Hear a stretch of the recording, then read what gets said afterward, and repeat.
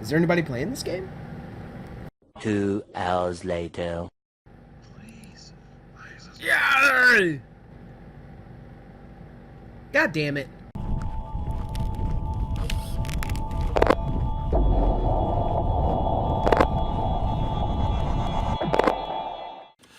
Armello. It sounds like a new underarm fragrance when you first hear it, and you think to yourself, perhaps the peachy aroma will do my stanky pit some good. Then you realize it's an online game that could also be a fantastic board game that nobody plays, or at least no one that doesn't live in Russia or Uzbekistan.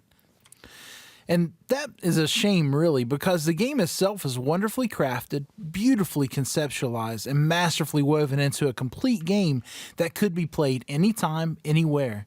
My first thoughts on it were, why doesn't this game have more people playing it?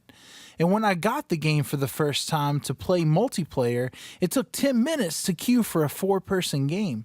So to fix this problem, I convinced my friend to buy the copy to play with me. I only have one friend, by the way. And we both loved it and played a few matches against the AI, who in themselves are pretty decent at macro level playing. One of them almost won the game, and that alone made me realize I suck at life and should retire to a life of potato farming or something else that only a spud like me could master. The concept of the game is if you took the book Watership Down, some birds swimming near the Exxon Valdez, Game of Thrones, and the mother-licking apocalypse, and made them have a baby that you could buy for a low fee of $19.99. To explain it, you merely have to go to the store page and watch the starting movie. I mean, it's frigging fluffy animals murdering each other with spells, traps, and gear, just so that you can go and murder the king of their land, who's suffering from something called the rot, which in my opinion is harem related, because if it makes him cranky and slowly kills him while spreading his icky goo to all the other rats, wolves, and bears who are just trying to kill each other. I mean, how rude can you be? Here I am minding my own business while setting a bear on fire in the woods just so the king will like me more, and he's sending his royal guard out to kill me along with the oil spill birds that live like bats in the ruins spread out all over the map. To be honest though, I love the character concepts. It appeals to so many ages, and the art really fits the narrative and the overall feel of the game. And as far as gameplay goes, it's fairly typical turn-based strategy. Your objective is to either gain the most prestige tokens, which boils down to killing the other players, completing objectives, and basically winning a popularity contest, or you need to go to the center castle itself and kill the king, or collect these bluish Easter egg looking things and cure the king of his debilitating rot, which he got from his harem slaves.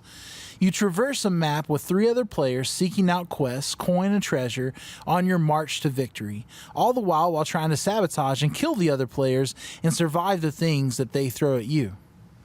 Battle's determined by dice rolls, cards, and gear, but generally you can avoid battle altogether with well-placed traps and spells to hinder the bloodthirsty people on the map. I will say that the battle system seems to be kind of broken. Some characters have an overwhelming advantage at the start, and with the gear that they get, they become nigh unstoppable. In fact, one of the major complaints I have, and have read about other people having, is that it's too easy to win by prestige alone, because you can just gear up and crush the non-fighter characters on the map, hindering their development and ultimate impact on who wins the game. Yeah, I'm screwed.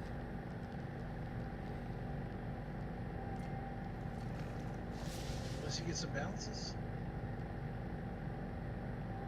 Yeah, I'll get a hit on him.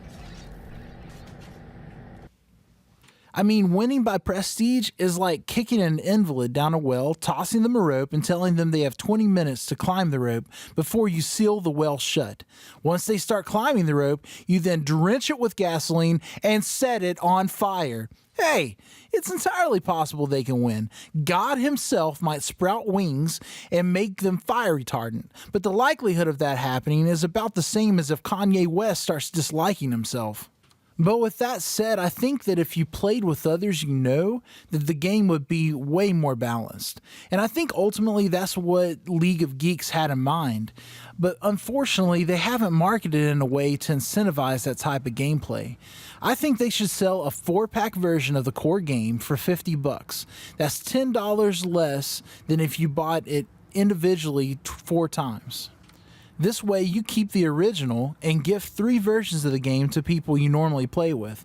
Not only would it build the online community of Armello, but it would make the game way more fun to play because, let's face it, the game is best when played with friends. So speaking of things to buy, the game also comes with expansions and nifty looking dice and skins that you can buy in their like little local online store. And that would be great if there are more people to play with that you know. But as of now, the add-on content isn't worth it because I'm only occasionally playing it with people online that I don't know. I've pondered long and hard about buying it for other people that I know, and that would be a blast to give it out to people that I know, and then we could, I don't know, get in chat and Twitch and, backstab each other till our heart's content. So ultimately, here's the breakdown and why I gave this game 7 out of the 10 ranking. It's one of the more fun games I've played recently, but it got old quick when I didn't have people to play with. Playing online against randoms is not enjoyable. It took too long to get into the game, and when in game, the lack of communication made it so that only one person capitalized with their fighting ability and won easily against the others who are weaker with a prestige victory. So multiplayer-wise, it's a no-go for me. The concept itself is fantastic. One of the things that I love the most about the game, I love like bunnies and bears killing each other with twigs and stuff in the woods. I love the oil spill birds. I love the rot. I don't understand much of it, but hey, you don't need to have that whenever it's just cool to look at and see happen. The ambience that the game sets, really, really good too. The music is fine. Probably I would play it with, I don't know, Pandora or something in the background, one of my favorite playlists, and just have it lightly on in the back because it's cool to hear the king go whenever he's contracting syphilis and slowly dying. But yeah, I'd rather listen to Pearl Jam in the background than the overall music of the game. The gameplay has good bones to it. I think the prestige win is a little bit too easy to win, but if you play with others, you can kind of take care of that because your friends are not going to want one person to win all the time with prestige. You can team up with them. But as of now, playing on multiplayer, you don't have that communication and you can't talk with others to set up traps for the guy that's wrecking everybody, and so he just wins by default. The replayability is very high on this game. It's a game that you can win numerous ways if you're in chat with everyone and everyone's determined to win. It would be great to create alliances that could shatter in any moment and make for very, very intriguing Twitch streams. So if you buy it, make sure you buy it with others in mind. So the final thing that I have to say is kind of like a little beg to League of Geeks. Can you please make this game more affordable with bulk purchases? Open it up to be bought by groups of 4 on Steam and develop a mobile app version. Because if I could play this on a tablet, I could play it with multiple people in my house. I don't have 5 laptops. I do have 3 tablets in my house. So it'd be really cool for families to have something that they could sit down with and play. And then if you do that as well, you're going to see your sales on like the dice and the skins and stuff go way up because more people are going to have the game and more people are going to want to show it off to the people in their house. So you're welcome, and I'm waiting for the commission check. You can email Matt, and I'll gladly accept any gold doubloons or bitcoins or whatever you'd like to throw my way. Just don't send the king because I don't have rot yet or anything like it, and, medication's expensive. So guys, we want you to like, share, subscribe. If you have any comments, throw them down below. If you have a game that you want us to review, throw that down below too, because I love playing video games and I love talking about them. If you haven't seen it yet, check out our Darkest Dungeon review and our niche review that's coming up soon.